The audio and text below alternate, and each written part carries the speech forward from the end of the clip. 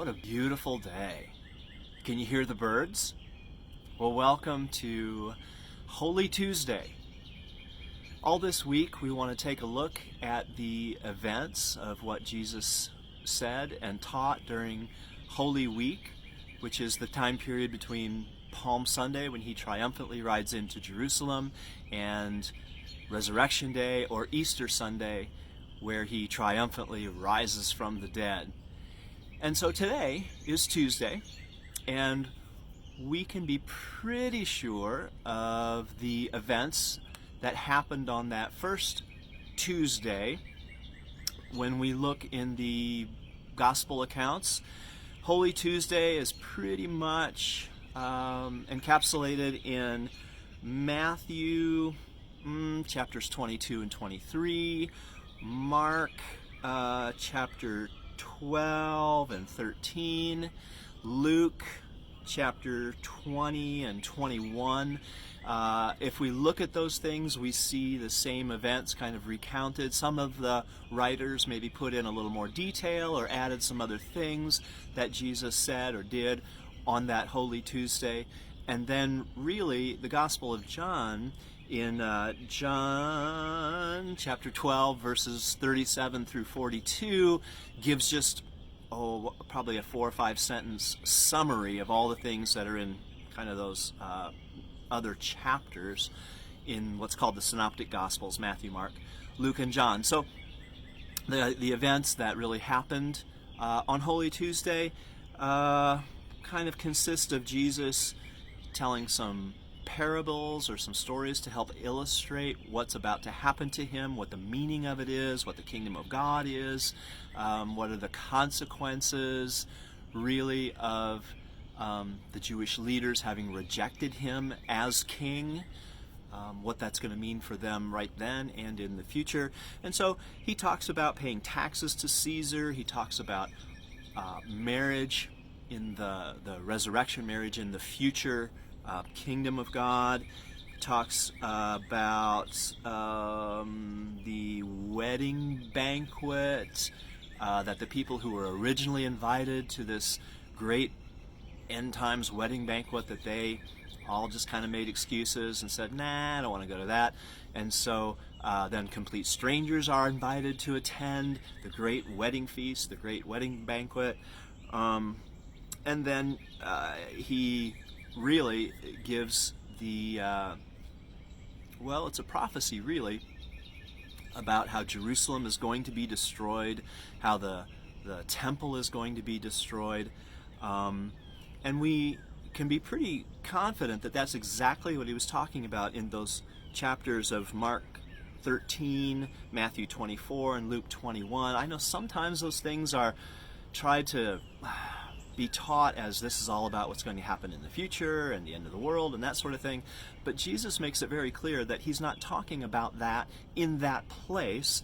The summary statement in Luke 21:32, Jesus tells all of those things, and you should look at those chapters, but he says in Luke 21:32, he says, this generation is not going to pass away until all the things that I just said come to pass, actually happen and take place.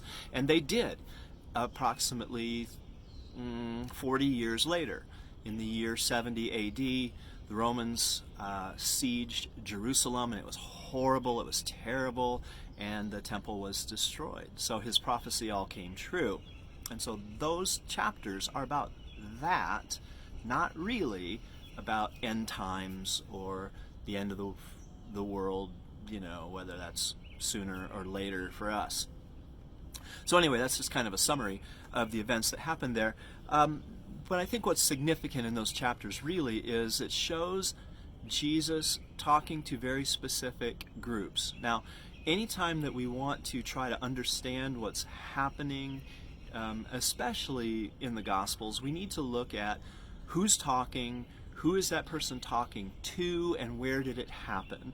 And so in these chapters, more than maybe a lot of others, it's very, very clear that Jesus is confronting all the different groups or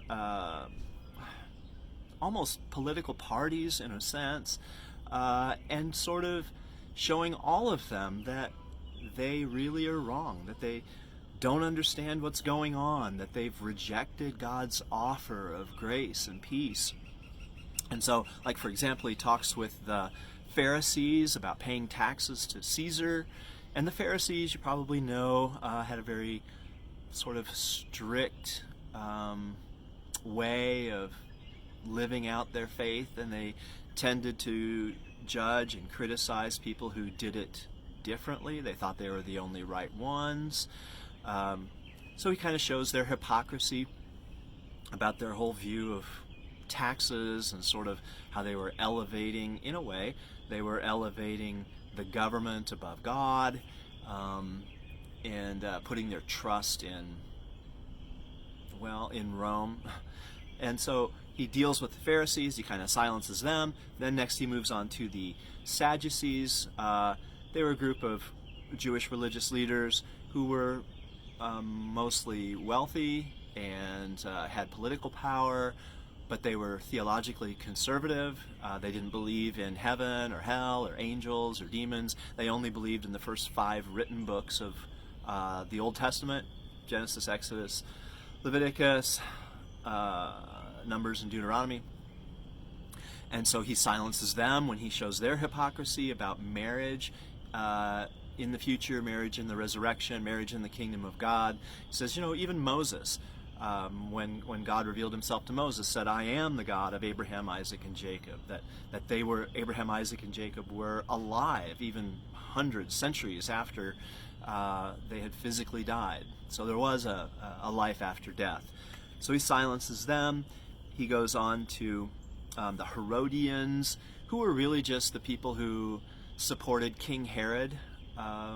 They just, in a sense, just thought that King Herod was the deliverer. Some even would say that Herod was the Messiah, that really wicked, terrible, evil king of the Jews at that point, that he was the one that was going to advance their agenda, that was going to get them what they wanted. So they supported King Herod. They were called the Herodians, and he silences them concerning the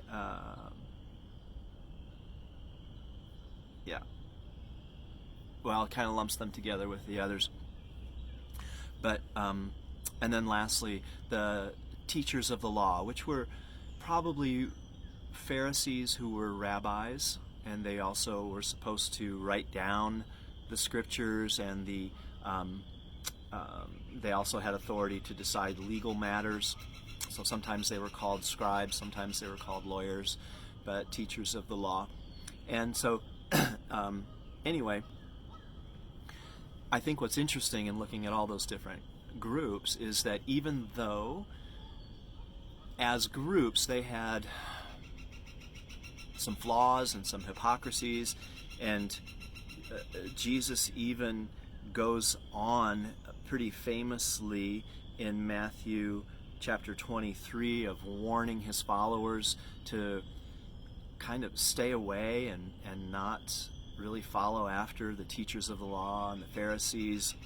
And then he goes on and gives 7 kind of judgments or condemnations about the hypocrisy of those religious leaders, that they were all about, the Pharisees were all about control and greed, and how they majored in the minors. They insisted that people follow these tiny little rules that they themselves didn't even keep, and they were concerned with status seeking and self-righteousness. It says you can't be like that.